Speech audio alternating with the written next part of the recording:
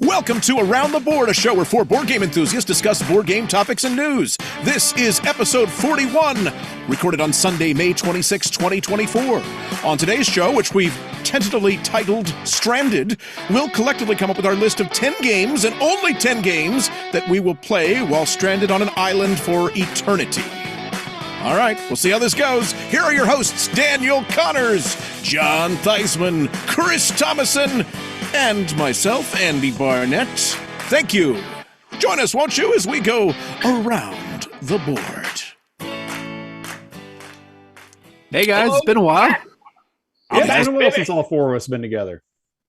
It's been a long time, right? Mm-hmm. Yep. Welcome back, Chris. We appreciate your input. So yes, I'm glad to be back.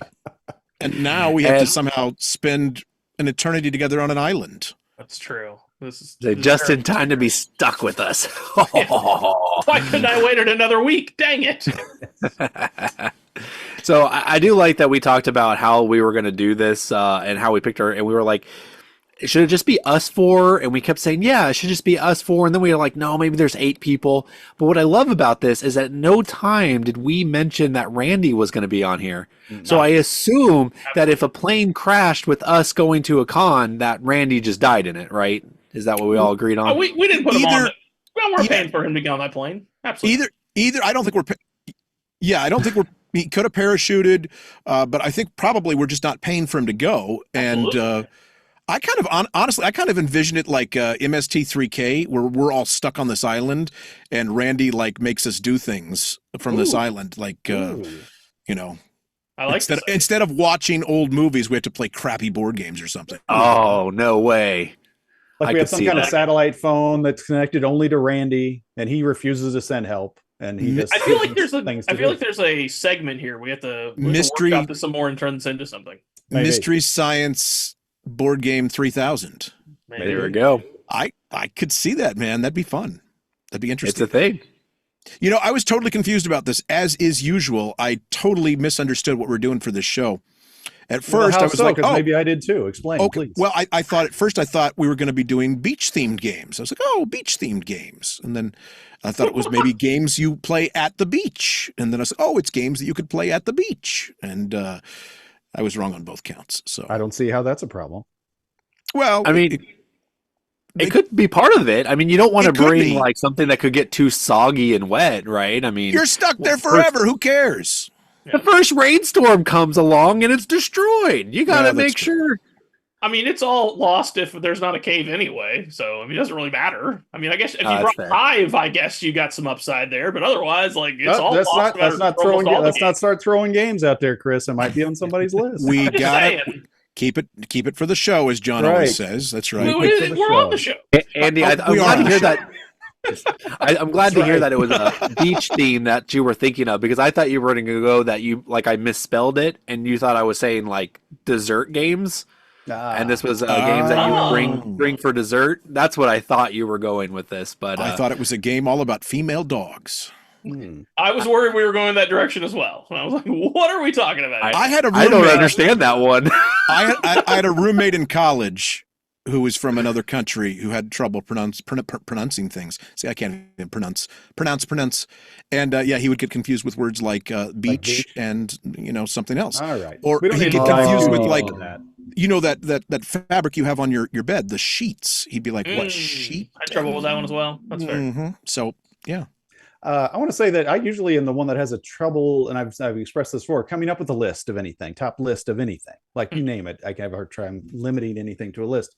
But I thought this focused things. This isn't just your favorite games. This is games that you would have on a desert island. It puts it in a very specific genre. So save it for the show, John. I'm not saying any games, but I'm saying I think you'll be surprised at the games that I have on my list. Right.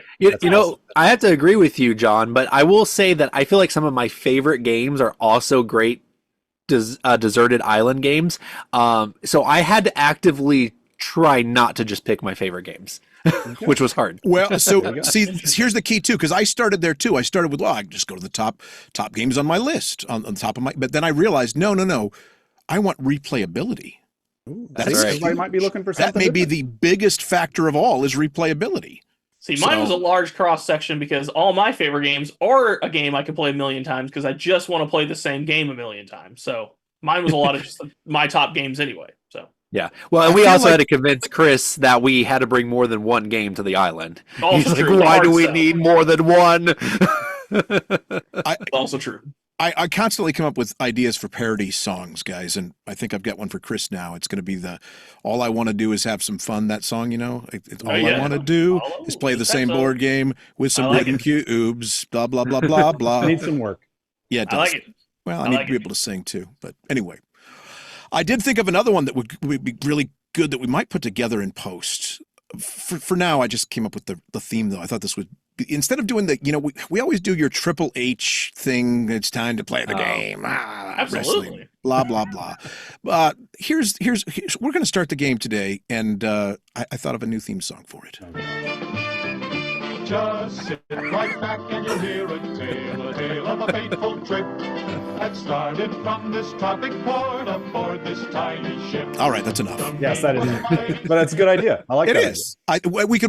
We could reword that too to make it, with Dan O'Connor's and Old Man Chris and John Theismann and Andy the Idiot, all their wives here on Board Game Island. So yeah, let's get to the official rules. As people are like, what is this episode? Let's do. So Daniel, tell us what are the official rules? Oh, all right. So yeah, thanks for throwing it to me on that one. So we have just crash landed on an island, much like the island you see on Lost or on Castaway, or Gilligan's Island, or Gilligan's Island, or any of the islands. Any island. That's right. Well done. And instead of Wilson, we landed with some board games. So but we have to agree on which board games that we are going to bring, because for whatever reason, only 10 of them are going to survive. I guess the rest we have to burn for wood. There you go. So if you veto it, it's getting burned. How about that? Okay. All right. Okay. So we're going to present one of our games. And then after it's presented, we're going to have a little conversation, like why it should be on the island, why it shouldn't be on the island. And then we're going to hold up these fancy little signs that we've made, and we will either approve or veto it. But the catch is we only each get 2 vetoes. And so we have to be selective on our vetoes. And also we'll have a time where we all hold them up together. So if I really don't want, Wingspan to be on the island, but I'm looking at Chris, I'm like, Chris, you got my back. Maybe I'm going to approve it, but I hope Chris vetoes it. But he had the same thought, and it actually makes it through. And we're like, no, we're stuck playing Wingspan. So the goal of this episode is to actually get 10 games that we all agree on, or at least tolerate. Right. Exactly. In theory, the first 10 that are not vetoed. Correct. Yes. So right. I have a theory that we're not going to get through this episode, and we will prove once and for all that there is no such thing as unity in the world. Yes, but the math makes it where it's impossible we won't end up with 10. Oh, okay. You mathed it. You mathed it out. Mathed it in the head. So Andy's unless the secret someone trader. dies. Maybe someone dies here. I'm a secret trader. I'm a Cylon. All right. Well, that's the explanation. Hope that made sense. So let's jump on into it. Randy, our producer, is going to decide who goes first. So Randy, who's it going to be? Chris will go first. All right, Chris, take it away. But we need to clarify something. We have player count issues. What's the player count, Andy? Yes, the player count. We had a big discussion about this, and we finally decided that we could each bring one guest. So a total of 8 people will be available to play games. That will allow us to play potentially big group games and divide into smaller group games as well, where we can be on different parts of the island. So, yeah. I love how you called it one guest. I'm sure they're excited to be there, stranded on the island. Exactly. One Who guest do you hate will the be most? That's right. So, Chris, start us off and tell us who your guest is. Man,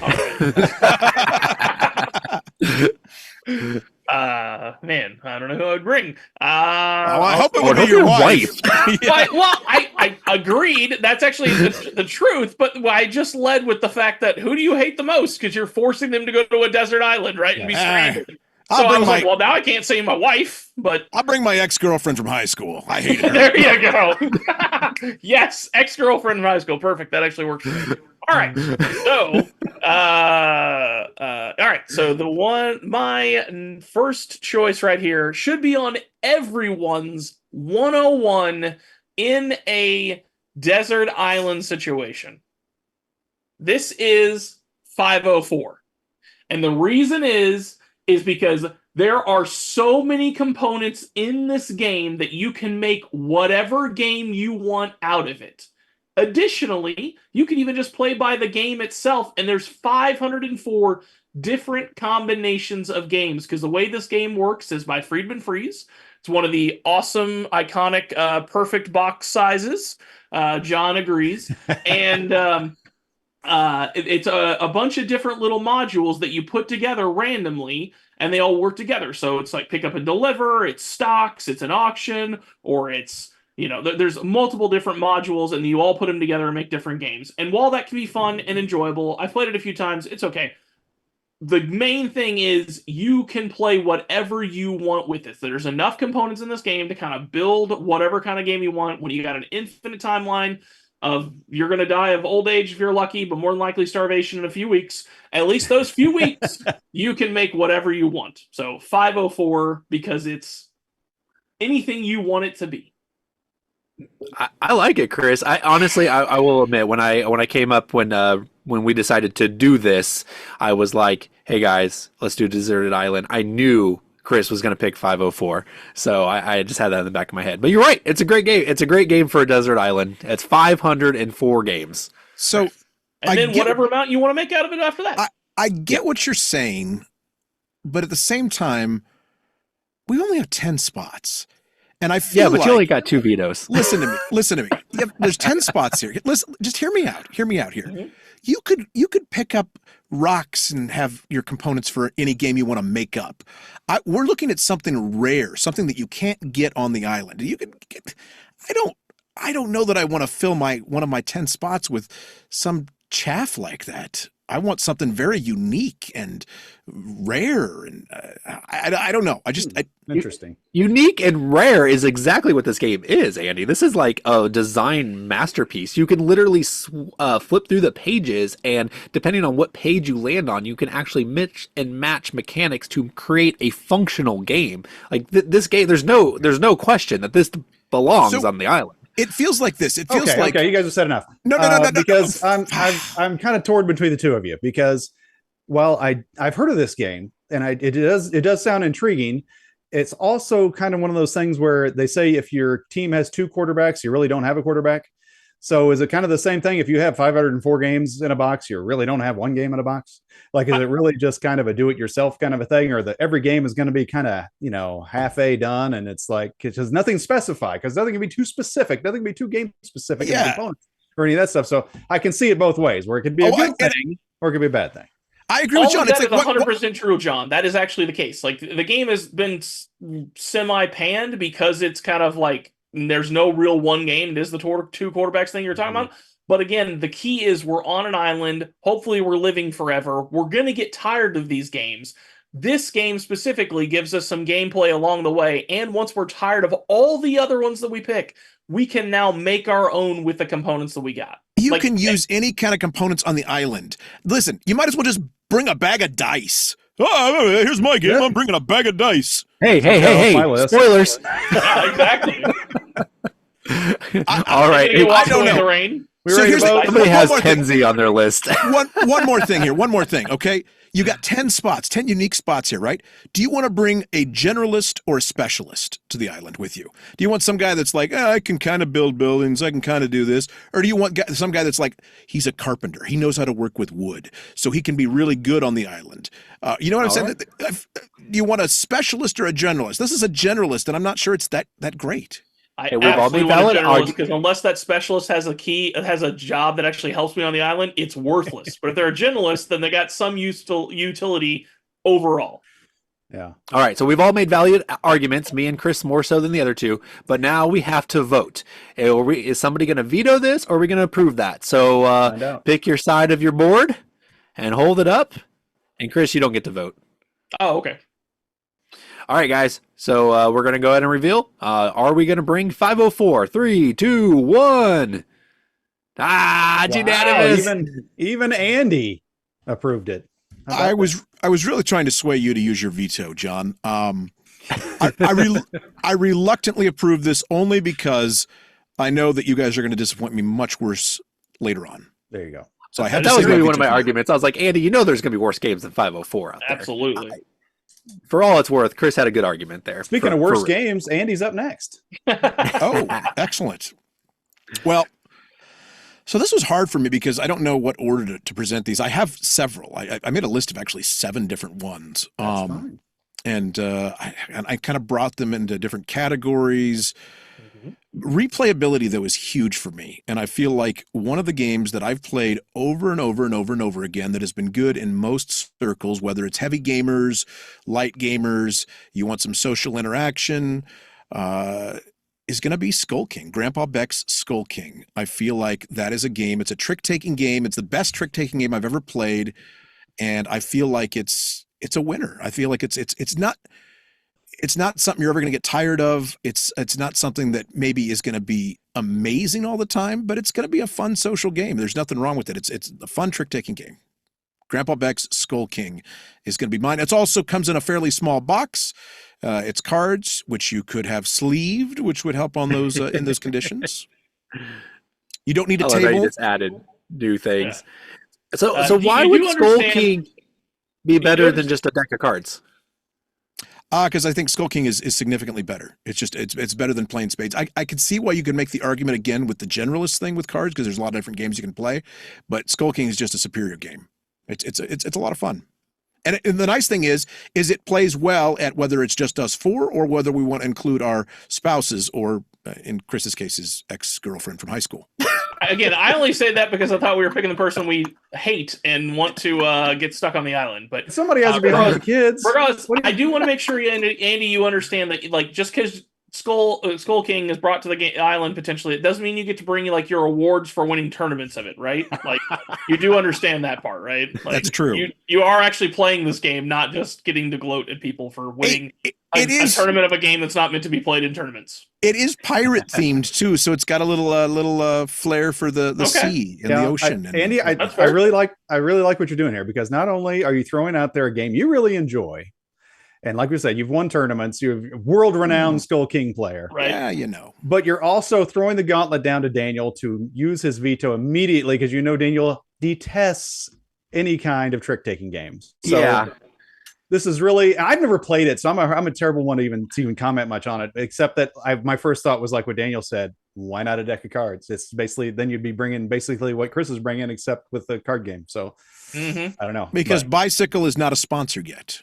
That's Okay, well, what do you do in Skull King? You didn't really explain the game. You didn't really sell it. I can explain the game. I'm sorry. I thought you guys have all played it, and I guess we should tell that for the audience. It's, if you ever grew up playing the game Spades, there's a lot of similarities, okay? So it's a trick-taking game where someone leads with a particular suit. You've got 4 suits in Skull King, just like you have 4 suits in a card game. However, you've got a lot of special cards, though, that come into play, like pirates. You've got the Skull King. There's only one of them in the game. It's the most powerful card.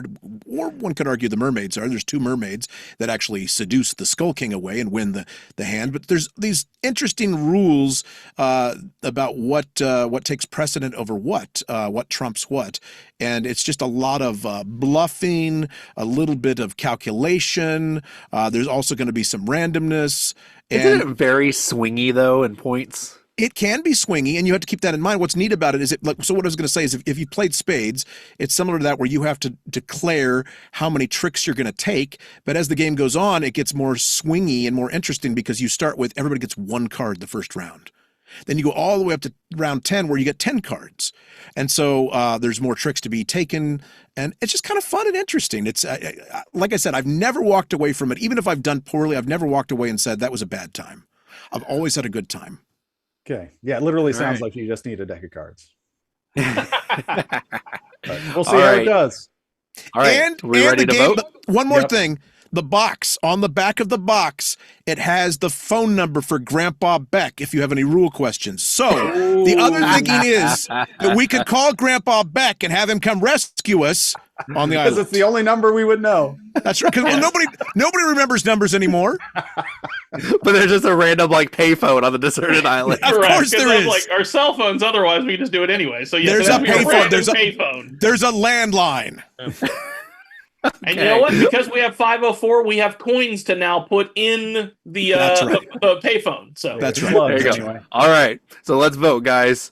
3, 2, 1. What? I don't know what Chris is holding up. What is Chris holding up? So I already sat down and I forgot the whiteboard and I because of this setup, like I have a whole bunch of boxes here and stuff like that. I was like, I ain't getting out. I ain't gonna reset this. So I just went through my dice, and my approve is the ace, and my veto is the Suicide King. Oh, gotcha. That's That's fun. good. Okay, well, I'm vetoing it, guys. I'm using my first veto. All right, so wow. Andy, listen. The couple of reasons. One, I know this one hurt you, and I apologize because I do know this is one of your favorite games, but I feel like I wouldn't say it's one of my favorite games. Even it's just a fun game. Yeah, but if I didn't vote for this, I think we would all proved everything. No one would ever vote. We just had to break the seal open, and it was worth it on that game. And also, I have a game that maybe might be better than that. That fits the category of trick taking. I'm just saying. I'm looking out for myself here. Maybe might be. Might be. So Whatever. Sorry. Sorry, loser. It's firewood, kindling for that one. Oh, that's right. Yep. That's right. All right, guys. Sorry, Grandpa Beck.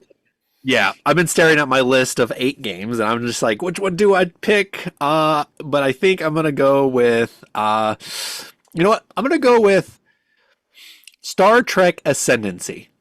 Okay, so for those of you guys who do not know this is the category. Hey, Andy, I was right on board with you. You think of different categories of game. This is the category of game of big, sprawling, epic games. This game has a board that is never the same because you have to explore it. So it's always going to kind of roll out differently. Also, I'm assuming that we bring in the expansion. So then you have multiple factions that you can choose from as well. So each one plays significantly different. Like the Ferengi, they have a system set up to where you're like trading and they don't even want to attack people, but the Federation are out to explore and they want to keep making more exploration and finding more planets. So this game just has a lot of versatility to it. It's also the 4X game that I am putting up on the table. Also, it's Star Trek. Like, we all love Star Trek, right? Like, we're all Trekkies, I think, right? No, maybe not, but still, the point is, Star Trek Ascendency. Also, it's like Eclipse, and you love Eclipse, Andy.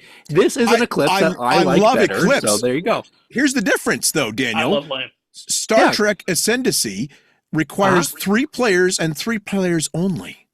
Not if you have the expansions. If you have the expansions, you can't play 2. You can keep. You have to play 3. Well, there's 8 of us on the island. I can get 3 of them to play. Also, the rules are that you have to play these games at some time anyway. So it doesn't involve. Why wouldn't everybody. you just bring Eclipse? Why not just Eclipse? Or why because not Star Trek? Why not bring Twilight Imperium? We have all the time in the world. Why not play the superior game? Because I like Star Trek better than a generic multi-game. Live long and prosper. Hey, you know what? I think the fans will resonate with me over Star. Ask John, why don't we bring Twilight Imperium 3 or 4? Let's not mention games that might be on people's list. How many people are going to play? That's the game no one plays. John, I was expecting you to back me up on that one. It's a 3-player game. I am one of 3. That's my Borg designation. One of 3 for this game of Ascendancy. Well, I would like to be one of 10 because I think this should be on the top 10 list. There's only 8 people, buddy. Whatever. All right. Well, anybody have anything to say about it other than Andy? You're just going to let him mouth off about this game? I'm going to let him mouth off and see if he actually vetoes it. Right. All right. Well, let's go. Hold up your signs, guys. 3, 2, 1. Veto. Okay. That's going away. They're just better. There's better, man. Twilight Imperium, Eclipse, either one would be better than that. Okay, you know what? There might be better, but it better be on someone's list because I want a 4X game on this island. And if you've taken it from me, I'm going to be upset. But I do like that I vetoed yours, and then I picked one I knew you were going to veto. So, yeah, well, you did bait me into that. You baited me in. I did. All right. Well, John, what do you got? What's your first game? Well, believe it or not, the very first game I wrote down for this list is a game that I have argued is not a game because it doesn't get played, which Daniel alluded to. Twilight Imperium All right. is a game that everybody brags about owning and then later sells and trades away like new or new and shrink because it doesn't get played. And you know why it doesn't get played? Because you're not on a desert island. I would never play this game if I wasn't on a desert island. I'm on a desert island, so why not? So Twilight Imperium, whatever edition, whatever one's out. 5, is that what it is? Second. 4. Whatever. Fourth, whatever. Or they add some more lion people. I don't know. It's all weird stuff. But you'd have time to learn all the weird stuff. and then you could get into it. That would be the only time I could get into a game like this. That's why it is actually on my list. You know what else disappears when you're on an island?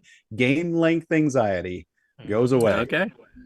Spatial issues go away. Doesn't matter how big the game is. You can walk over to the board if you need to. Doesn't matter. You're just flip-flopping over there. And so I think as much rave reviews as it does get from the few people that I know that have played it, I've known a lot of people that have owned it. I know very few that have actually played it. They do love it. So if I was kind of agreeing with, I really kind of I might prefer Star Trek, but the only person I ever hear talk about it is Daniel. And I've heard a lot of people say how great Twilight Imperium is. So that is fair. I'm going to go ahead and put that one on my list. That's the first one on my list is Twilight Imperium, whatever edition. So whatever edition. Hey, John, I got to applaud you. I was not expecting that to come from you. As I totally threw it to you, on my list. obviously. Yeah. So, I think you guys know where I'm going to land on that one. But we need a 4X game, right? Like, I think we could all agree on that. Like, we need some kind of big, epic game. So I'm right there on board. Can I, Chris, I think you're the one that's played it, right? Chris, have you played it?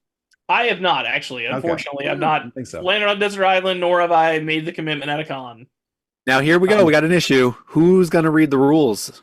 About what? Oh, about the rules. Well, there's no time constraint, so who cares? I love got no reading problem. rules. I don't like trying to learn games like for our play because there's a good chance I'm going to spend all the time learn it. I'm going to show up and then Daniel's going to be like, "Oh, hey, we should just play my games for a year, right, guys?" And like, okay, never mind. My work meant nothing. So, but if we're on the island, I know it's actually going to get played. So I'd sit down and read that rule book and figure it out. So. One thing I do want to say about the 4X game genre is years ago when I first started seeing that term 4X, like for Kickstarters or whatever, hey, this is a 4X game that involves this. I'm like, it's a 4-player game. Why is that such something to brag about? That's what I thought that meant. I'm like, it's a 4-player game. 90% of them are 4-player games. What are you talking about? Why is that so special about yours? Yeah, I know. 4X. Like, what? So what? All right, guys. Okay. Well, let's veto. A vote on this one. Whoa. Let's see what happens. Everybody ready to vote? Yep. 3, 2, 1. Vote. All right. Look at that. I think that's an approve from Chris. So I think that goes on the list. Correct. There we go. All right. Full circle. Well better done, second John. game. Well done. Way to prove my point.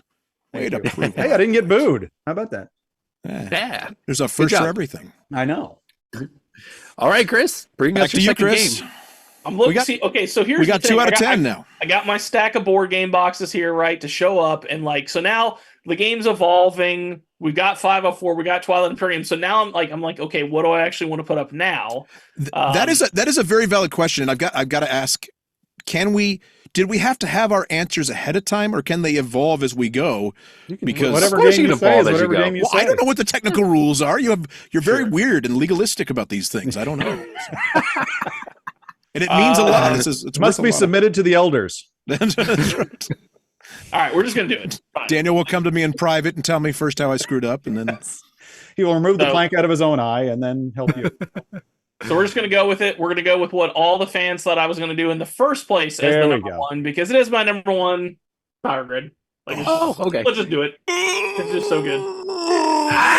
And especially, so this was a point of contention I was wondering about earlier. If we're talking about expansions, there's multiple different sets of power plants. There's so many different types of numbers of boards. Infinite replayability, and even the base game alone, while you'd only could play the German side because the US side's not worth playing, but even just the base game, the fact that every game's different because the power plants come out randomly, well, semi-randomly, but pretty much randomly, and that defines every single play the way those come out. Though that alone makes it in from replayability, but if we add the additional power plants, new power plants, other boards, truly infinite replayability, and this game is... I just love it. It's my number one. So, I love it, Chris. I love that you picked a game that Andy wants to veto with every inch of his body, but he only has one left. I only got one left, exactly. How bad does he hate this game? I agree with you, though, Chris. I love this game. I'm going to be approving it. I'll just tell you guys that right now because it is creeping up there on my top 10 list. No, it's fine. It's fine. There's going to be no secret about it. This game is wonderful. It's great. Every play with the emerging auction system comes out. It plays differently every time. I love it. I'm gonna have to hope that my dear friend, my beloved friend John, will back me up on this because you're right. I only have one veto left, so I really want to veto this. But John, I think you feel the same as me. Please Let's Well, team here's up. the thing. I've only Our played it powers once. combined. I've only played it once. It was on the American board, which I prefer. Just looking at it, I'm like, well, I want to know where I'm going. I know when I hear a city, see a city, I know exactly where it is. So I wanted the American board. Okay, fair. Because Unlike I'm a stupid Chris, American, I don't know where anything else is. Unlike Chris, we're proud to be Americans. Yeah, That's right. America. And I saw what Chris sees in it, but I also saw flaws in it that he calls features. And maybe those aren't as pronounced on the other boards. I don't know. So I'm a little wondering how I should feel about this game. Because I would play it again. I don't know if I want to play it forever on an island, but I would play it again. So I don't. I'm a little conflicted on what I want to do here. Sure, I think if you played on the German side or one of the other boards that are more balanced or better, I think you would see the Matrix and be like, okay, yeah, I can play this game forever. Like, maybe I don't want to play it literally nothing but it forever, but I think you would see the Matrix and be like, yeah, it's worth one to be one of the 10 for me to play. So on the German side, I would say Spiel de Wunderbar. Oh, absolutely. It's probably up for the Spiel this year. Just to help sway you a little bit, John. Couple things to keep in mind here. We already have one Friedman Freeze game on this island. That's enough Friedman Freeze for me. No offense. But as much as John doesn't like it because it doesn't fit in his calyx bet as well, or however you say these stupid shelves, now that we have two, they stack on top of each other perfectly. Just think, Andy, you could have played Star Trek Ascendancy and you would have been happy with it. This one, you're not happy Power with. Grid, that's true. That's true. So when we do this in the future, you remember this moment. But I will. Let me also say this: the same thing I said about Star Trek Ascendancy. My big point there was that there is a better game that does the same mechanics. I'm going to argue that there are better auction games than Power Grid. So while I don't hate all auction games, I do hate this one, and there are things that do it better. So just keep that in mind, John. Like, I hear you, and I hear some people. I've heard people say it's a pure auction game, but they're not insane for saying that, but it really is not just a pure auction game. Like Modern Art, that's a pure auction game. But there's more going on in Power Grid than just the auction. Oh yeah, there's crappy area control too. It's not area control, but whatever. All right. Anyways, all right. 3. Andy, you can keep it from being on the list, Yep. 3, 2, 1. Yeah!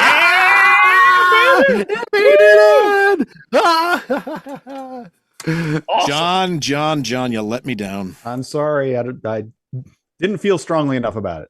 I couldn't use my last veto there. I had to save it. I could have, but I didn't want to. I got you. Exactly. All right. Well, Andy, your turn. Maybe you'll get a game on the list. Thank you. So you know what got me thinking is actually the discussion so far. We've talked about Twilight Imperium and the fact that some of those games don't make it to the table ever because they're so long. It actually made me change something on my list here. I've added something different that came out of nowhere. Is that allowed? Well, yeah. Yes. I've conferred with the rules gods, and it is. So all is legal, but all is not beneficial, Andy. Oh, thank you. Following a surprise witness. Apostle Paul. Thank you. So I am going to pull this one out of a hat, and I'm going to say Sidereal Confluence. Ooh, Sidereal Confluence. Yeah, sure. You want to explain it a little bit? Yeah, so this is a game that Chris introduced me to that I honestly was like, I don't know. But I loved it. It was a lot of fun. There's a lot of games out there that have both negotiation and strategy, and this one does a masterful job of having both in a way that one doesn't dominate over the other. You don't have to. I mean, you do need to negotiate, but you can have there's strategy to it. It's not just like, there's other games where, for instance, like Settlers of Catan, it's easy to just have someone not work with you because they just don't like you or they don't trust you. And this, I have that problem a lot. So hence I have not played Catan as much these days, unless it's with noobs. But with people that don't know you. With Sidereal Confluence, you have asymmetric player powers that are very unique and fun. For instance, the one time, I think we played twice, and the one time Daniel played with us, he had a guy that dealing with him really helped you. It was super beneficial to deal with him. And unfortunately, I don't think some of the people realize that. They didn't really take advantage of it, but it seemed really too good to be true. And so, like, I sat right next to him, and he tried to, like, I mean, obviously, you want to do everyone on the board, like work with everyone or whatever. But I was right next to him, so obviously proximity helps or whatever like that. But yeah, he just kept trying to work with me, and he was like, "I'll give you 2 cubes if you just let me get 1." And I'm like, but no, why would anyone do that? that doesn't make any sense. There's something going on here. I don't believe you. I don't trust you. It's and almost it was like actually legit, but it was hard to believe. Yeah. I was like, here are my goods. It's your pick. Do whatever you want. And people are like, no, I don't want anything from you. And I'm like, why? The problem is that you had another player power where the person was like, if you don't deal with me, I'm going to basically kill you. I believe that's the one that when Kelly played I believe that's the power she had. She could just like, okay, yeah, fine, don't deal with me, and then I'll destroy you. And so I think we all thought the same thing with Daniel, like he's trying to trick us somehow. Right. No, I'm not. I'm just a good guy. Oh, it's funny that other power you're talking about that actually steals something from you if you didn't, they had that's the power what it is. That's what it is. To. Steals from. And so it's so funny. At the beginning of every round when Kelly was out, I'm like, first of all, before I do anything, Kelly, what do you want? Appease her you first. Can have that. Now I'll go deal with somebody else. I didn't want to get to the end of the round and be all ready and then ever take something from me. So, but what I loved about Sidereal Confluence is there was all these different races, and I don't remember how many there are. I know you played 9. Okay, 9. And I think we didn't play a full 9 player. I think we played a 7-player game, right? That sounds about right. 6 or 7. I thought we played. Okay, was it only 7? But it could play at a smaller count or a bigger count, and it's got different races for different variability. And you're on a desert island, so we're not worried about time here all of a sudden. So we can play these longer games and have some negotiation and fun. I think it's a great game. So I don't know if I've sold it to you or not. I think it was a great choice, Andy. Once again, was not expecting it to come from you, just like John kind of surprised me. So I'm happy with it. So, all right. Are we going to vote? Sure. Yep. All right. 3, 2, 1. All right. I even got the game from Chris. That's great. Chris, was that in your pile of Desert Island games? It was in my pile. It was like on my what's the word? Close but receiving votes. I can't the word. The bubble. It was on the bubble. Kind of thing. Like I was just like, for all the reasons that Andy said, there's a lot of rules overhead. It's kind of difficult. It's a very meta game, and it takes a while and stuff like that. And so it's hard to get to the table, but it's perfect in this situation. When you have an infinite time frame, you got the same people over and over. There's all these different player powers. The meta changing. Like I imagine this game would just absolutely sing in this situation. So yep, it was there. And I thought about like Cosmic Encounter crossed my mind too, but this one just does it so much better than those. Sure, adds a little extra to it. Yeah. Yep, I agree. By the way, Randy, I think Power Grid is 2 words. It is. Let it be. That out there. It's all good. All right, guys. So mine, I'm risking this one. Okay, this is one of my favorite games of all time, and it deserves to be on the island. But I feel like I'm gonna get just some hate on this. But I just have to be bold, and I have to put it out there. All right. So my game that I am presenting is Marvel blah blah blah. Marvel blah blah blah. No, not this time. Gloomhaven. It's the dungeon crawl that we need on this island. All right. So Gloomhaven is a vast storytelling game. It kind of takes the place of like Dungeons and Dragons. You can kind of tell a story with it. You can kind of level up your characters, but there is so much versatility in this game. Not only is there 106 different scenarios, but once you have played it, you will unlock characters. So you can play it again with new characters. Once you have went through the characters, you can actually level up your characters permanently so that when you play through the game again, you can use with their leveled up version. So all of a sudden you could play the game for the 4th time in a row, and you can actually play with the monsters being at level 7 and you starting the very first adventure at level, at an advanced thing, and you can just constantly ramp it up. It will reward mastery of the game, figuring out the puzzle. It will reward will also reward just the I forgot what I was saying. But anyways, there's a lot of stuff there. It is a really good game. It's a dungeon crawl that needs to be on the list, and that's my presentation of Gloomhaven. So, you know what? You seem so excited about developing your characters. Why don't you just marry it? I actually saw that. I was like, he could go to the other part of the island and like, I'll marry you, character. It sounded like Daniel's about to say, "This is not the game you wanted, but it's the game you deserve." Like I did hear that right. too. He knew sounded nobody like was gonna be excited about this. like a I Batman. gotta say, if I wanted a game of this type, it would, which I probably should have put on my list, would have been Resident Evil, because I know what the characters are about. I know I played through several Resident Evil video games, and it's a dungeon crawl, same, but it has cool minis in it, and it's got characters in it that you know. And I would say, hey, let's bring a paint set too, and we could paint them. There you go. So I think my game of this type would be Resident Evil, but that's just me. John, that's just such a bad. I get it. You want something that you're familiar with. I understand Well, something that means anything, not even these characters, but something that means anything to anyone. But these characters, they're not generic. They're not generic elf and dwarfs. They are they're generic something else. World. Yeah, they are, and they're unique, and this world is rich, and you can actually discover the story of these races as you play. There's a lot going on here, and I think you would enjoy it, and you would enjoy the world building exercise. That was the mastery thing I was thinking of. So you can master the gameplay and world building. So yeah. So here's my thinking. If I want to do this type of game, we're on a desert freaking island. Let's just LARP. I mean, I don't need this game. I'll just LARP around the island. I mean, that's fair. I would play. I thought about saying Dungeons and Dragons, but I didn't feel like that. And that kind of broke the spirit of this. But you know, Gloomhaven would substitute for Dungeons and Dragons. All right. Well, we're gonna vote on this one, guys. I think so. All right. 3, 2, 1. And we got a veto from John. I knew it. First veto. I knew John was going to veto this one. Dared me. You threw down the gauntlet and dared me on that one. Wow. Okay. Don't worry. I thought about waiting till later, but then I thought we're going to run out of spots on the list, and it needs to be on there. Don't worry, John. Yep, the spots. Yep. John won't use his second veto on Frosthaven. Don't worry. That's what he's trying to sneak in there. Andy, hold on to yours. I will say this, while there will be some exceptions, I believe, I'm not going to do that. I'm not going to throw the same game on there twice. Well, I think we would overrule you. Okay, fair. We'd go over to your house and beat you up. Yep. All right, John, what do you have? Well, what I have, I was just looking it over. I think I only own actually one of the games on my list, so that's kind of odd. But this is another one I don't own.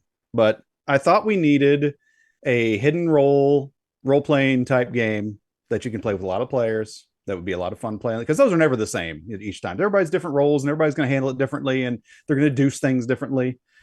And I found the perfect one. Did you say deduce? Deduce, yes. Okay, yes. It sounded like you. Never mind. Got to deuce things differently. They're going to drop a deuce differently than deuce it on a different side of the island, please. Exactly. We'll have a designated corner for that. Designated corner, exactly. Yes. Anyway, drop the kids off at the pool. So the one I found is Desert Island. Came out in 2015, and this is not board game, believe it or not. This is a real game, and so it's a role-playing hidden role game that plays up to 8 players. And here's the cool thing: it re-implements Lifeboat. So really, you're playing both. So if you get on the lifeboat on the way to the island, you can play Lifeboat, and then you land on the island. And while you're there, you can play Desert Island, where you've got different goals you're trying to accomplish. You have a hidden partner who you're trying to make succeed. They have to live, you have to live, and then your person you don't like has to die. So, I mean, and then if things get too hairy, you can just play it in real life and, just see who lives and who wins. So I think Desert Island would be the perfect hidden role-playing, secret trader type game to play when you're on a desert island. I don't see how it cannot be. So you picked this over Secret Hitler yes. and Blood on the Clock Tower, because it does basically the same thing, but the theme is a desert island. So why not? It would be so immersive. John, this is a bad take. I'm going to say, though, I'm for this for the simple reason of resource management. And what I mean by that is I feel like this game is going to end up breaking the fourth wall. And people are going to actually murder each other. That's what I was saying. By the end, that's what you do. You play it in real life. Less resources to go around for the people. So I think this helps in the long term. What's the player count? What's the player count? Well, it could start at 8, but then as you and you play it 4 because it sounds like some people are going to die. Do you need 8 to play? I don't think you need 8. No, I think it plays. What's the worst? Like most normal ones, like 5 to 8, something like that. Well, if enough people die, we can't play it anymore. Well, that's true.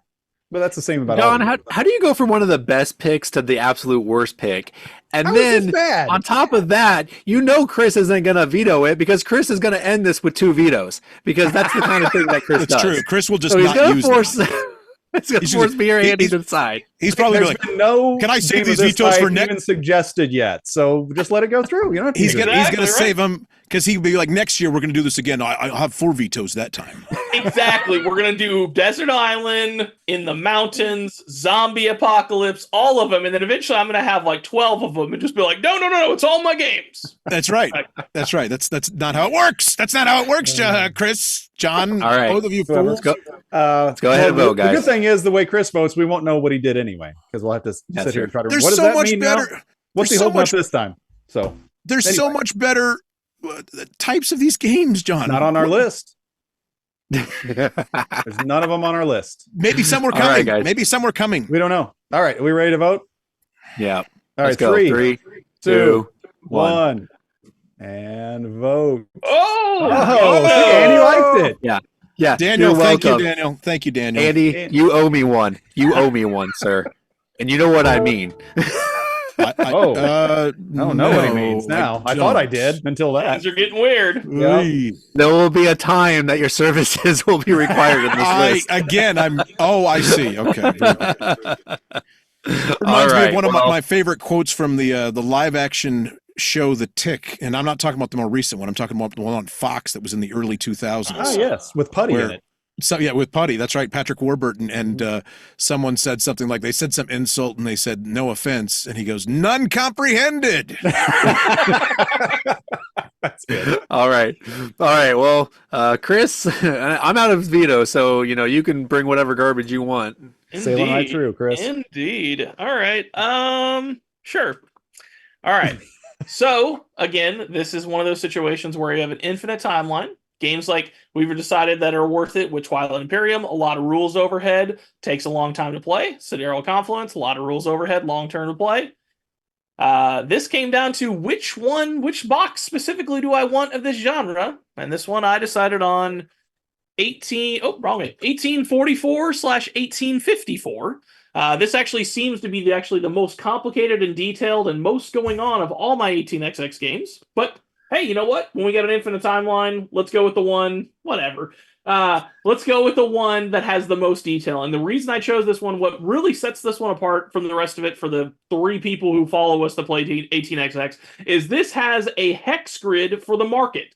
It's not a one-dimensional left or right. It's not a 2-dimensional grid, a square grid. This is a hex grid where you can get go up in all 6 different directions based on your choices. So 18xx at its finest, 2 separate games here, lots of privates, lots of major companies, lots of replayability. Oh, wait a minute here. Whoa, family show here, Hey. Chris. Hey, leave Chris's privates alone. It was all in context. You're fine. Okay. I was like, what did I even say? Okay, I got you. Yeah.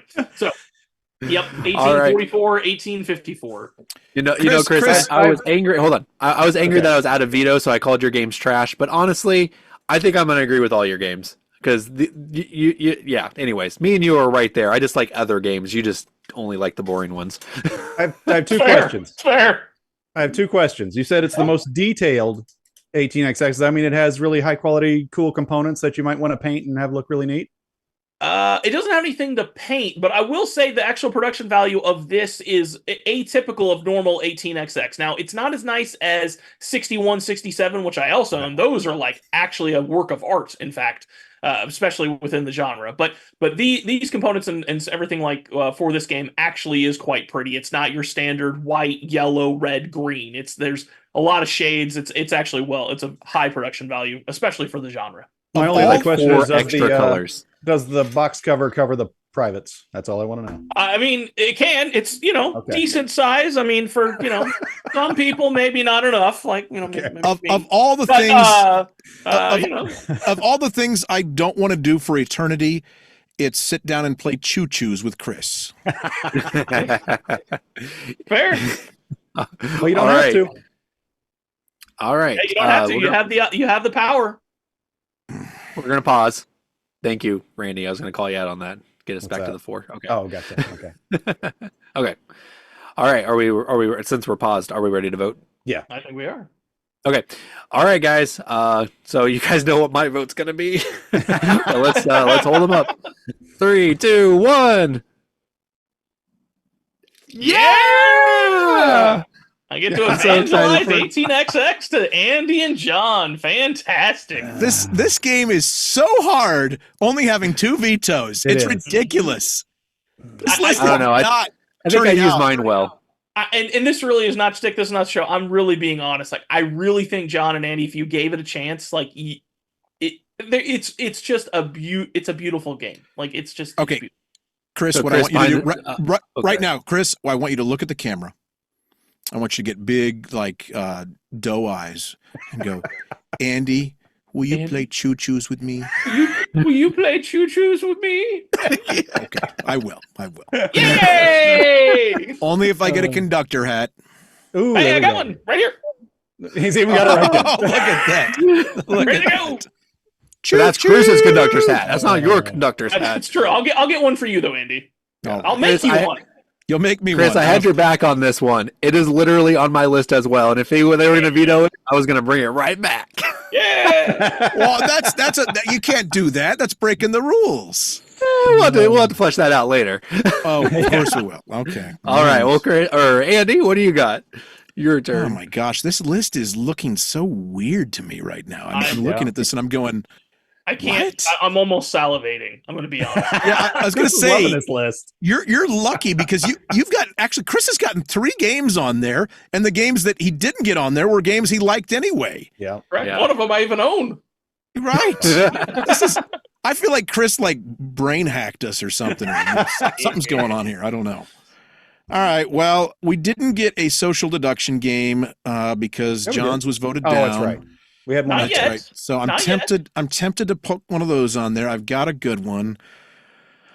Oh, do I do that now or do I? I think I'm going to start with this one. Okay, I'm going to start with this one because it is the ultimate engine building game, and it just stands the test of time. It's not even been around that long, but it's got to be there. And so I'm gonna select Terraforming Mars. Okay. I think Can you Terraforming explain the Mars.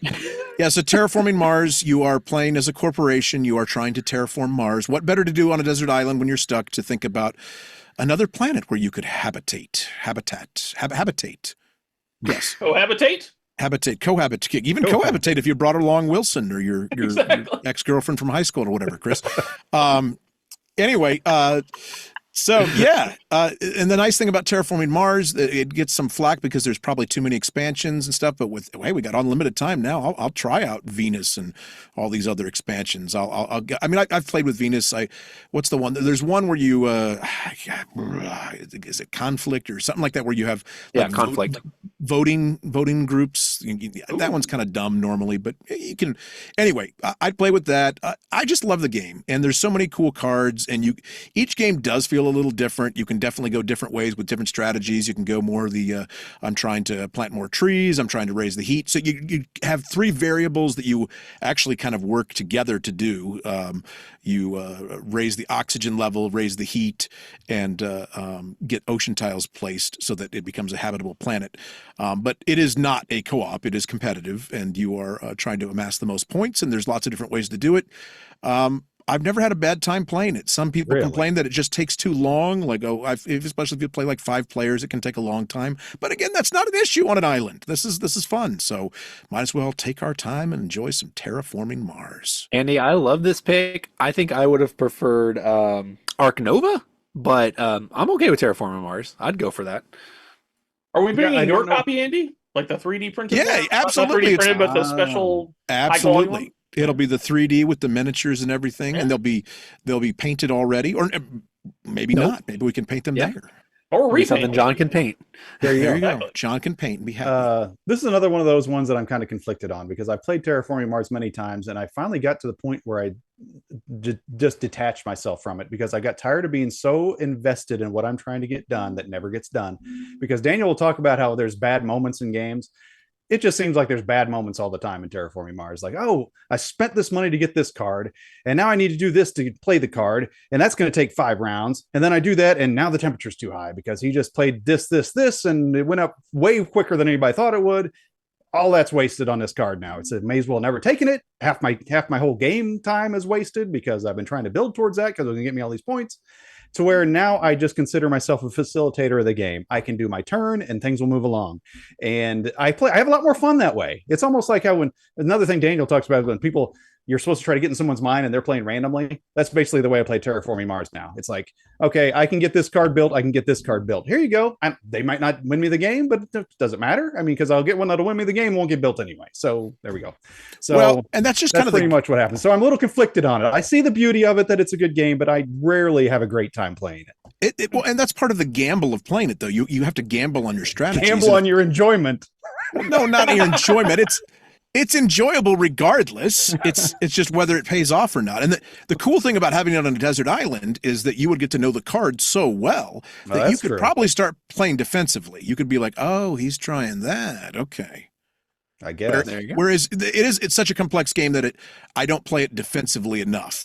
But if I played it that many times, I bet I would start playing more defensively. Yeah, the meta would really show through, especially in that case. Yeah. All right. Well, let's vote, guys. There's mine. 3, 2, 1. Approved. Yay! I got a game on the list. Oh, is that your first? Good job. No, actually, I had Sidereal Confluence too, actually. Oh, that's right. Sure. I didn't say almost anything there because, like, honestly, this is like probably my favorite game in the last 5 years to come out. Like, I love Terraform Mars. It's so good. Like, it does take a long time to play most of the time. So Doesn't matter on an even island. though it doesn't matter on a desert island for sure, and I don't largely care about that, but I do know it's a hard sell for most people. So therefore, I've fallen in love with the Ares Expedition, the cards only, the kind of truncated version. It gives you all the feels and plays in an hour and a half. So I love that game because I can actually get it at the table. But yeah, if Infinite Timeline, Terraform Mars really is probably my favorite game to come out the last few years. It's right. It's so good. All right. Well, all right. Let's. I am going to present a game that is in replace of the Skull King, Andy. So sorry for voting down Skull King, but if you want to vote down this one, I'm okay with it. I'm not totally sold, but I appreciate the need for a trick taker on this island. I know, John, you were correct. You said, I don't like trick takers. It's the worst. But there is one exception, and it is the most fun I've ever had playing a trick taking game in the right group. If this is the crew, I'm going to kill you. And it's with my family, okay? So with this group of people who are all stranded on an island, you would become family. There would be a lot of, nuances we learn from each other. And you're right, it's the crew mission DC. No, listen, it's a cooperative game. So those times where things get stressful, we can come together to accomplish a shared goal. Also, it's specifically Mission Deep Sea because that one has the 50 different scenarios, but it tells you, the quests are kind of randomized. So it'll say pick 3 yellow cards, but then all the yellow cards are different. So it's better than the original one who are here's your 50 set scenarios. This one's here's 50 scenarios that each scenario can actually have versatility as well. But it's just this really cool experience. Now I will say I've played it with people who aren't my family and I haven't had a good time with it. But when I've played it with my family, it has been a great time. We get a lot of laughs. And it brings us together and we get really into it. We really try to accomplish the puzzle that's laid out in front of us. Usually trick-taking games aren't cooperative, so that this turns that on its head as well, and it just gives it a whole new feel, makes it feel fresh and exciting. So there you go. The Crew Mission Deep Sea is my choice for number 7. While I really like The Crew and I've enjoyed my plays of it, I can see it. Definitely playing it with the wrong people. It can be just frustrating because some people just like Daniel, but even worse so, the trick taking just doesn't even catch. And so even though you say the goal is, okay, you are the dealer, you're supposed to take no tricks. And then they will lead with the highest trump card or something. It's well, you weren't supposed to take anything. It's not helping. So but you have all of eternity to learn those rules. I guess that's complex. true. I guess that's true. So my problem with this is 2 or 3-fold. One, you obviously know it's cooperative, which immediately makes it a no-no for me. But I do like trick-taking games, but this one, I just haven't enjoyed it. maybe I'm playing with the wrong people, but it's just You are. it's it's okay. It's and certainly nothing I want to play for eternity. I would get so sick of this. This is not the That's okay. replayability. The We have replayability 9 is other just not games there. that you break it up with. Yeah. We'll play this game for 5 hours at a time. Like literally, like when you bust this Seriously? out. Yes, we play it for hours, and then every time we get together, they want to play it again for hours, and it's fun the whole time. Telling you, this is a great game. This is Deserves gonna to be be on your the life, island. Andy. You're gonna play this game for 5 hours at a time. Yeah. Oh my gosh. Cooperative. That's right. Chris, what do you think All right. about this? I mean, it's. I honestly, like, I think I'm intrigued. I've only heard the only person I've ever not heard not good from was you, and you don't like co-ops. So like everyone else I ever heard from, it's legit. And having a trick-taking game, having some sort of co-op, I mean, it kind of checks a couple different boxes here. So I would rather play the Grizzled. well, I know, I agree. I probably would too because I know I like Grizzled, but I'm intrigued by the crew. So And Chris, you probably I'm not gotta a co-op. use your veto here, Andy. I'm probably letting it walk. So. Chris, I'm not a co-op guy either, and I've enjoyed playing this game. So Okay, well there you go. Ooh, there you go. All right, guys, let's see what it is. 3, 2, 1. Andy gave me a veto. Right. That's Yeah. just retribution, isn't it? No, I now I'm- have 3 well, vetoes. It is Yes. it is partially retribution because Skull King is so much better than the crew, but honestly, I really don't want to play that ever like over and over again. That sounds like torture. You know, in the end, I'm happy because that means there's no trick-taking game on this island. Likely, I think I'm still made good choices. John is still gonna, Sure. he's gonna still nominate a deck of cards, right? That's true. maybe It's coming. Or Tenzi. Foil. Still waiting for Tenzi. Hoyle hashtag. nonsense. All right, John. What is your presentation for number 7? Well, now that people are out of vetoes largely, and Chris is not going to use his, it's time for me to break out. I think it's the only one I have that's new hotness. And this one I think is You might have just said the words that might make Chris Yeah, like use that was the a veto. trigger word to be like, bam, dead. You know Chris I is feel holding like- his vetoes for your games, John. Seriously, Chris, I just saw his eyes light up like that triggered meme, like. Exactly. well, hey, at least now he knows what he's up against. If it's not, the triggered meme. There you go. So anyway, this one was featured at our FBC GameCon. So there you go. So it's new hotness that's been out there. That's not like obscure. And the game is Sea Salt and Paper, and it's a small card selection. Actually, not action selection. What do you call it? Set collection game. That's what it is. And have you seen the art on these cards? It's so cool. It's all origami, nautical theme. There you go. You can play it on the life raft on your way to the island because it's small. It's a little bitty thing. It's in a little package like this.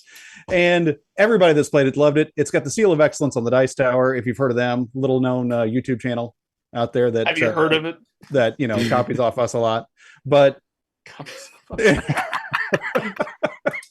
That's we got a guy with a beard, and so do we. They've copied us. But anyway, Sea Salt and Paper. There you go. It looks like a blast. I actually haven't played it, but it's on my list to have on the island. So there you go. John, you disappoint me. Yeah. A little game. I hate little games. Why would you bring? Oh gosh, You're on This the list- lifeboat. This list has been beautiful up until this moment. If this makes it on the list, Can we? valid? Can I petition Randy to get another veto for each of us? You can petition, but he does not have the power to give it to you. Oh, Randy has the power. It does have the power. This is not that. Don't ignorant. question our This is a legitimate almighty game. producer. You haven't even played it, John. I know, but I read about it and I've watched about it. You just I haven't read. played. Wait, I haven't played. wait. I haven't You played haven't Twilight even- Imperium. You haven't played it? I haven't played Twilight Imperium either. It's But nobody new cared about hotness. that. It's new hotness, and you haven't played it. True. Chris, please do the world a favor and put this man down out of his misery. So I love how the fact also, by the way, it's only matters. You guys don't even have to reveal anymore. Like, it's just me if I do it or not, right? It's pretty much So- just Chris on this one. Yeah. So like I feel like this is this is the quintessential Fury Road meme of that's bait. Like, Yes. there's no way. It's new hotness, random little card game with origami as the art. Yes, like, it what looks the really heck? cool. Nautical origami. I've never even heard of this game. I mean, granted, I'm not like locked in as much as I used to be. And the set collection is really cool because it's like, oh, the boat needs a ski, a water skier to go behind it. So that's what you need. The we shark only is get for a 10 swimmer. of these, John. We get 10 for all time. 10. You need a little new hotness in there. Come on. So I love that this is like the most offensive pick so far. It's completely with the theme and everything. I think it's awesome. I'm absolutely acknowledging that it's bait, and I'm taking it hook, line, and sinker. Thank you, Chris. Thank you. Man. Old man Let's hope Chris. there's not worse ones. For the win. Not that. Okay. It might not even be that bad, but it's just the way you presented it. Oh, yeah, my it's gosh. just like, this is What? bait. There's What no did I say that was so wrong? It's the new hotness of It is. origami, and Seal of I think I would have. You should have gone for a deck of cards. I can't play this with Probably a would deck have of That cards. would've got through. That would have got All through, right, Chris. Chris. All right. So I'm going to go with another longtime favorite of mine. It doesn't got to the table very often because I actually didn't own it till recently. It's been out for a very long time. One of the granddaddies. I didn't actually get to play it very often because I didn't own it till recently. And then once I owned it, it got ruined based on my hot water heater busting. And somehow magically there was a stream that was made by this hot water heater, only about maybe 15 inches wide, but one of my game bags was right in that stream, and it got ruined along with some others. However, I want to. I think I've talked about this on the show before, but I want to bring it up here. I know some incredibly amazing and awesome people. 3 of them are on the show. There's some other ones that were involved in this, and they went out and bought me another copy of it.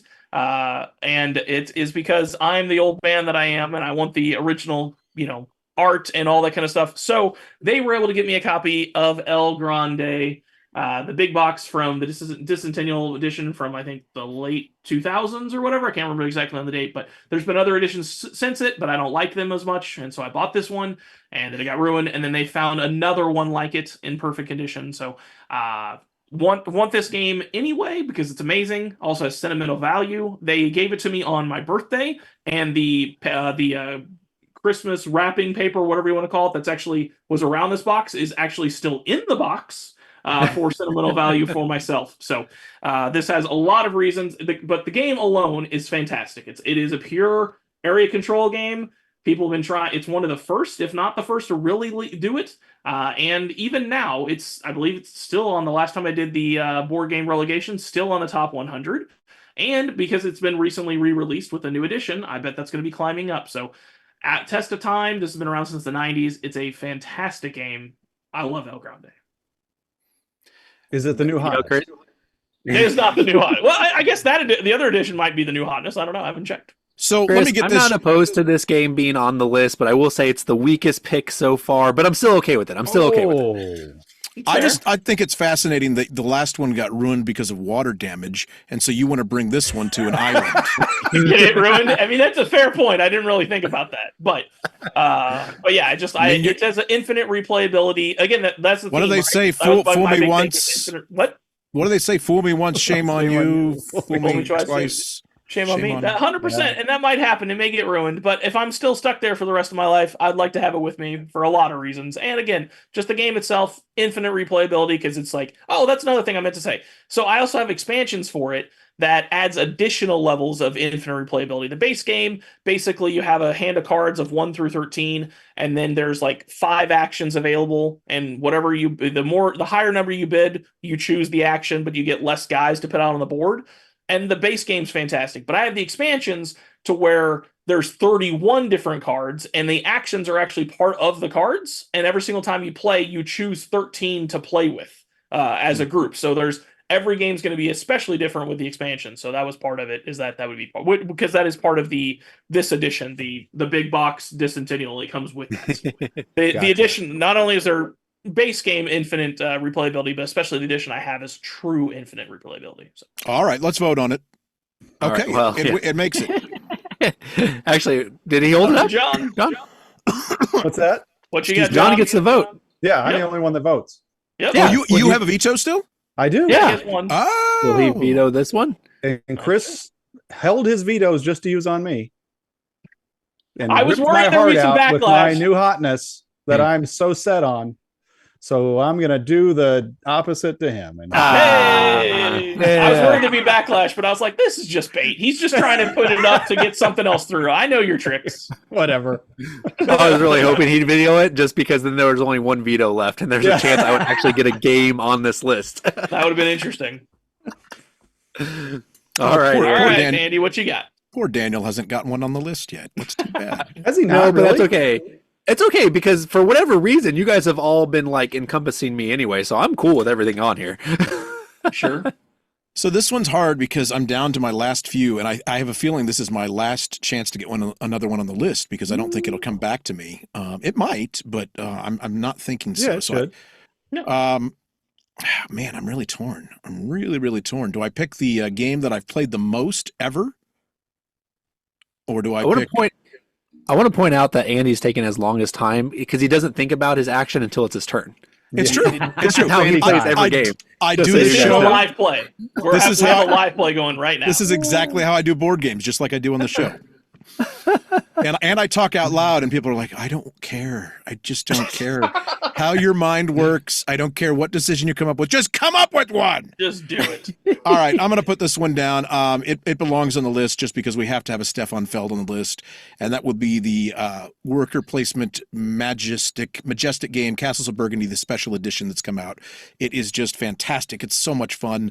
It's a reskin of an old classic, and they've added some expansions that make it amazing. I've never had a bad time playing it. Castles of Burgundy. If you haven't played it, shame on you. You don't know board games because you got to play this one. It's a worker placement game. You roll dice, and you get to decide where you're going to spend your dice action. You can select hexes that are available for purchase, and you can bring them into your reserve area, and then you can eventually put them from the reserve area onto your map. And once they're on the map, they do different things. And there's stuff like farm animals that produce a certain way. There's stuff like castles that will give you an extra action. There's mines that will get you money, and you can spend the money to buy different tiles. And it's just a fun game as far as worker placement. Economics are tight. Variability is there because every time you're playing on a different map. So I love it. I've always had a good time with it. I think it's interesting too because you're always looking to see what your opponent's doing and kind of trying to build your strategy also around that, knowing that they may be going for the same thing you are. And it's a race to get to things. I'm going to put that on the list. Castles of Burgundy, special edition. I'm also impressed this is the first worker placement. I think it is the first worker placement. Well, Chris's yours isn't worker placement, is it? Is El No, Grande? El Grande was the first area control. Kalis was theoretically the first worker placement game. Okay. I just meant on this list. There's no other worker placement. Oh, I see. Yeah, 100%. Right, yeah. That's true. Well, except for 504. 504 has it all. Well, sure. Yeah, sure. All right. Well, John. Wait, we have two. We have two. Sure. There's two of us in this one. I've never played this game, but I've heard the one to play is the one that Andy has, the special edition with all the cool things, and we're gonna have paint there, so we can paint Exactly. minis. I was gonna say this. You get to paint the minis, John. I don't know if The I've ever lore heard has been anyone that doesn't- established. There's paint on this island. Yes, well, we're bringing it with us. I didn't know if I don't know if I've ever heard anyone say they haven't liked this game. To be honest, has anybody ever heard someone saying that like this is something that they would never play? I mean, there's probably someone out there, but you're right. I think actually to a person, I've not heard a person that didn't like it. This is one of the least controversial games out there. All right. Well, Unless you're let's get a vote. colorblind, points out Randy, our judge. Okay. All right. All Are right. we ready to? Well, Randy's dead on the island, so we don't have to consider him. All right. 3, 2, 1. We got an approve and an approve. There you go. Makes it on the It's in list. there. What's that? The 8th one? That's number 8. Number 8. All Daniel, right. you Only get two one left. in. Oh, come on, guys. You got to let me get one in. Let's see. Well, it's all up to you, Daniel. See, this is the sad thing. Pick a Is good one. I really needed Chris to lose some because I think Chris is gonna get rid of mine regardless. All right, guys. So I said I try to avoid my top games, and I did, but unfortunately, these are the ones that I'm bringing up because in the end, they do deserve to be here. there is a wide swath of games represented on this island that encompasses all of our playstyles, but there's one glaring omission, and that is deck building. We need a deck builder, deck constructor, and that is going to have to be Marvel Legendary. And guys, I know you're already scoffing at the fact that it's Marvel, but listen, I have every expansion, which is like 10 million different combinations that can be had. And what's unique about this deck builder is that there are two types of currency. There is fight and there is recruit, which is where you buy more cards. But then it's also, technically it's cooperative, but it's not really. We never really play it cooperatively. We play it, well, no, it's semi-co-op, but we usually play it cooperatively. But you can do it against each other as well. There's actually a way where someone you don't have to convince me. I don't have a veto. You don't worry about it. You don't have to sell it to me. But you can play as a villain. Also, this is one of the most thematic Marvel games out there. When you actually play the Marvel characters, they really do a good job at simulating their power. And the other part that makes this, there's a couple things that make this different from other deck builders. One is the nemesis that you have to defeat, and he changes the rules of the game. There's a scheme that also changes the rules of the game. And then the other part is when you play cards, there's like prerequisites to trigger more powerful cards, so it kind of has a chaining mechanism as well. So this is the deck builder that should be brought to the island, Marvel Legendary. So Please Daniel, let me have one. I do feel empathetic to you that you haven't gotten a game on the list yet, but I got to be honest. If this is this one for deck building, really? I mean, yeah, I could make an argument for Dominion because it was the original, even though I don't really like it anymore. But for me, there's so many good ones out there, like Lost Ruins of Arnak, like Dune Imperium. Sure. No, Tyrants of the Underdark is one of my favorites. Clank. There's so many good ones. But you're not hearing me. This is the best deck builder because there's so many options. All those that you named, there's not enough material in there to last on the island. This one is a legitimate 10 million different scenarios that could come out of it. This is the deck builder to bring. It is my favorite, but I also make the deck builders you're looking for. One. Yes. If you want a deck builder on the island, this is the deck builder. Just saying. When you brought up deck builder, I thought for sure you were going with Arnak, and I was like, this is why he wanted Chris to not have any vetoes, because Chris would veto Arnak.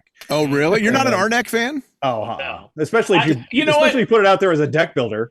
That is the problem. Daniel immediately ruined this game for me when he told me it's a deck builder, and it's absolutely not. And then the fact that you have to be the first in that track on the right, and if you're not, it's just over. I was like, this game's not getting good. Not quite. It feels that way. It feels like you have to be in the lead, like it, which I appreciate as a whole, right? Like if I'm the leader, I should be the leader. I don't actually like catch-up mechanics, but this game feels like if you're not in the lead, it's just over because it just cascades all the way up the top, and it's super annoying. So. You know what's awesome is really the trolling part of me really wants to just keep talking about Arnak and see how long we can talk about that and get away from Daniel's original nomination. Right, we're not even talking. I was like, we're not even talking about that game, but we could. I wanted to do that. But what bothers me is the whole cooperative aspect and how, yes, while you have billions of different cards for this game, the game is essentially the same every time. It's going to be, you're going against this thing or you're going against each other or whatever. It's not, I don't know. It's totally different. I don't know how I feel about it because I love Marvel too. And I like deck builders, but I'm still not sure how I feel about this game.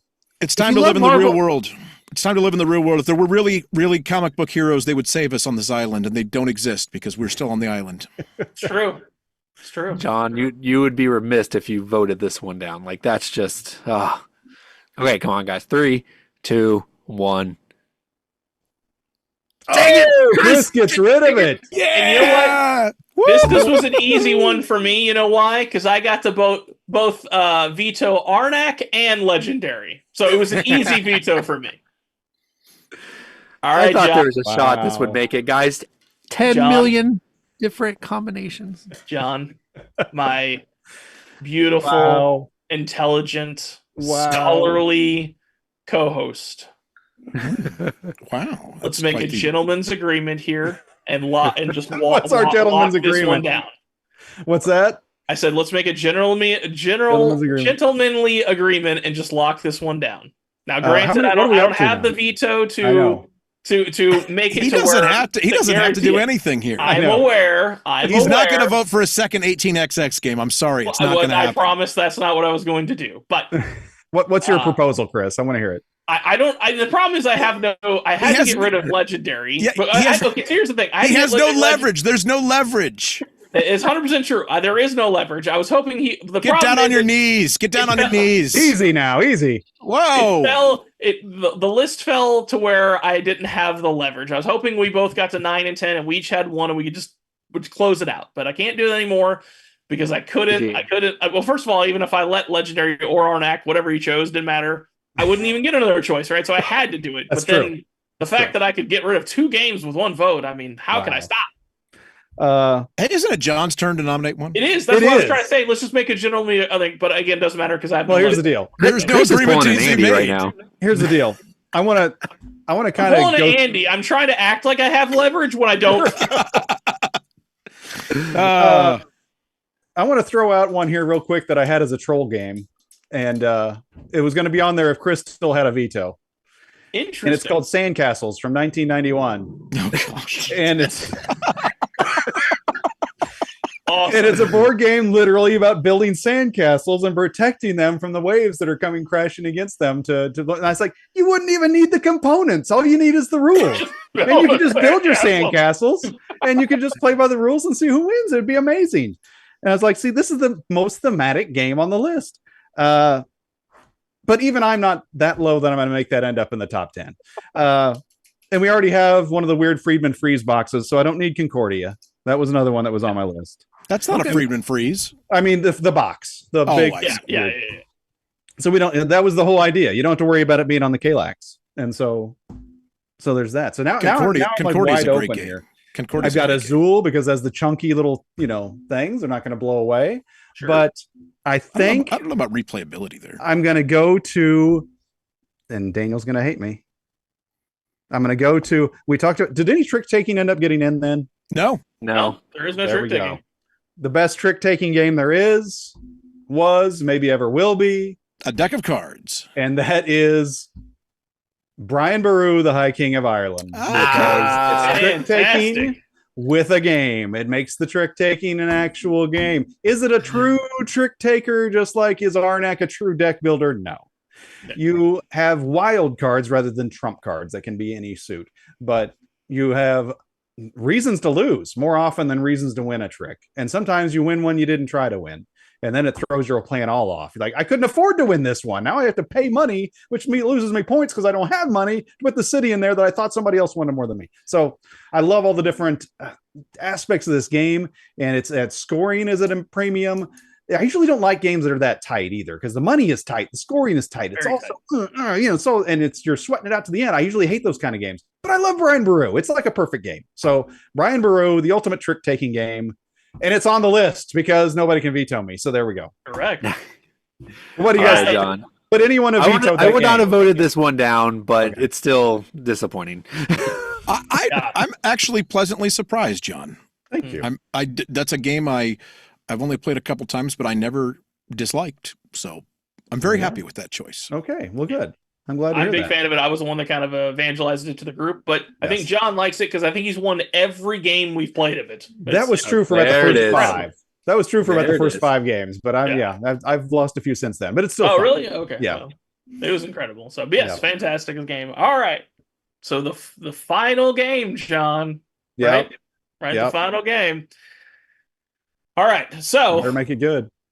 I was going to say this game as it. However, DCC RPG. Correct, DCC RPG.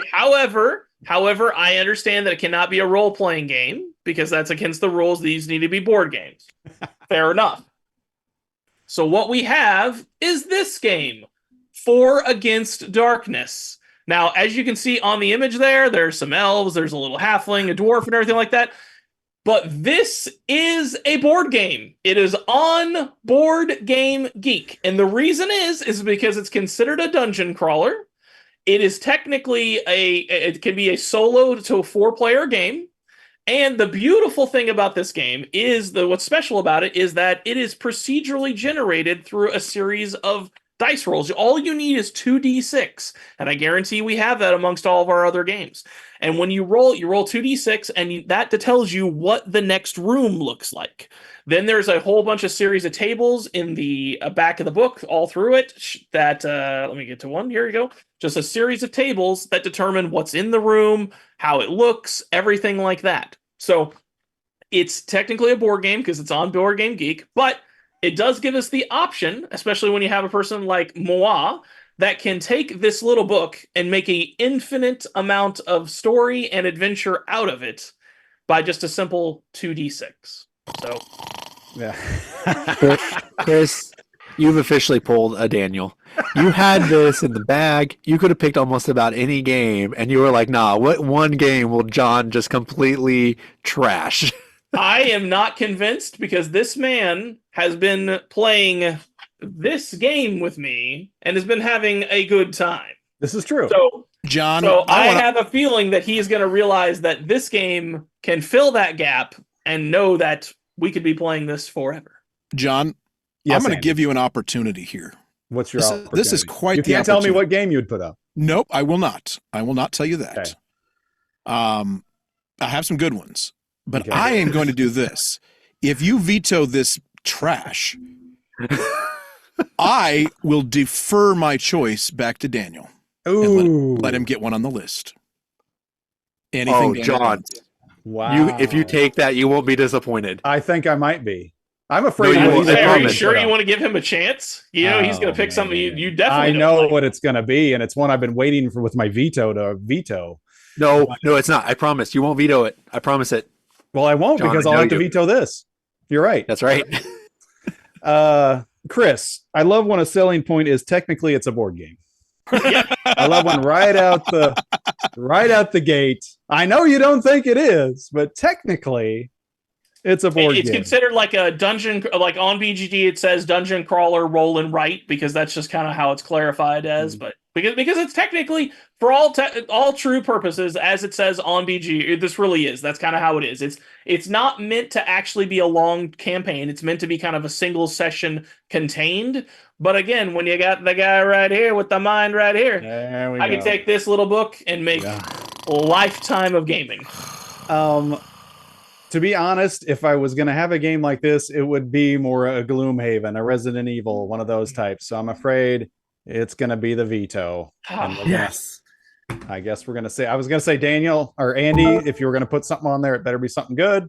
Well, here's the deal. Daniel, I'm will- almost put a caveat of what games I think you're going to put on there to not Before- pick them, but Before Daniel announces his, I'm going to tell you what I'm giving up because I'm What are you giving up. giving up? I could have had it in the bag for any of these, right? yeah. This is Crokinole. going to be the Crokinole. list of destiny. It could have been Crokinole. It could have been Crokinole. It could That have would've been. It could have been Arboretum, which is a peaceful abstract game. I know That it's does not sound like you at all. It's actually a really great game. Wow. It also could have been Time's Up, which is a fantastic game. It could have been Carcassonne, which I've played 692 times on Board Game Arena, and the stats do not lie.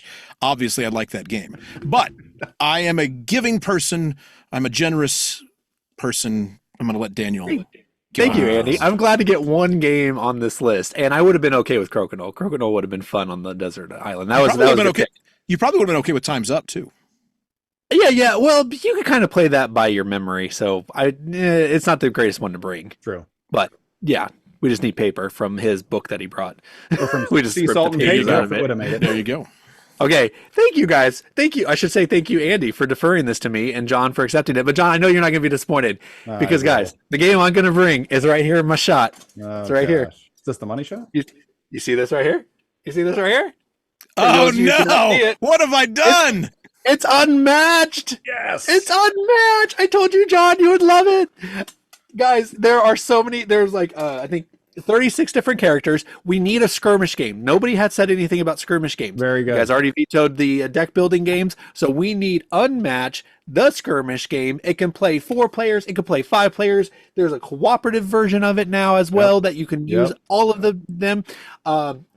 It's great with teams. It's great with 2 players. Also, hey, we're on a desert island. We can get crazy. What if we mixed all the cards up together and drafted the cards and made your own like unmatched deck? So many cool things you could do with this. Stuck on a desert island, and I said draft, make your own deck, and I think Chris was like, okay, well maybe.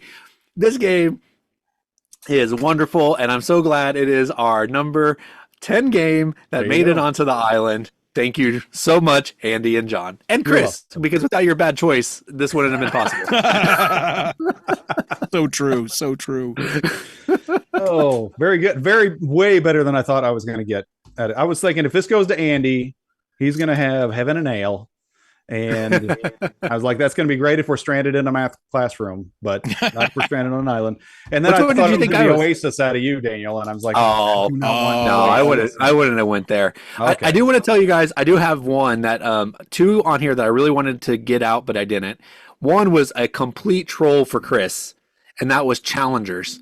But I had a good reason though, because I wanted like a Magic type game. Because where it's a trash game. That's why you didn't do it. No, the tournament version of it. And well, then we had 8 players, which is the tournament amount, right? It's be perfect. Exactly. And then the other one was Caverna. Proof that it's trash because it was a perfect situation, and it still wasn't been put up because they know it's trash. You know. That's a good point. We didn't get an UI game on here. I'm a little disappointed. Yeah, I know. Caverna would have been good. I thought about that one, but because you guys vetoed all my other one, you know, if Gloomhaven was on this list, I would have made this pick Caverna, but you guys vetoed Gloomhaven, unrightfully so. So Caverna could not get added. Gotta give me one love of my life. Come on. Hey, I didn't veto Gloom. What did I veto? I didn't veto Gloomhaven. Who did? That was me. That was John. Yeah. Blame him. That's the most egregious veto of this entire list. Tell me if I'm wrong. All right, shoot him. To quote Dumb and Dumber. The most egregious was this game right here. This game, infinite replayability. Please.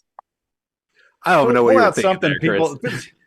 Would you guys some pizzazz, Chris? Come on. Would you guys have vetoed Crokinole if I submitted it earlier? No, I would have allowed it on. That would have been tempting. Chris? I mean, I wouldn't have vetoed it. Chris wouldn't have. Yeah, he loves Crokinole. Just curious. You should. All right, well, there you go. There's our top 10 Desert Island games. I enjoyed doing it this way. I think we need to do more. It was actually a lot of fun. You enjoyed it. Yeah. I think we should do this with different, same thing with different themes and different. Yeah. This is fun.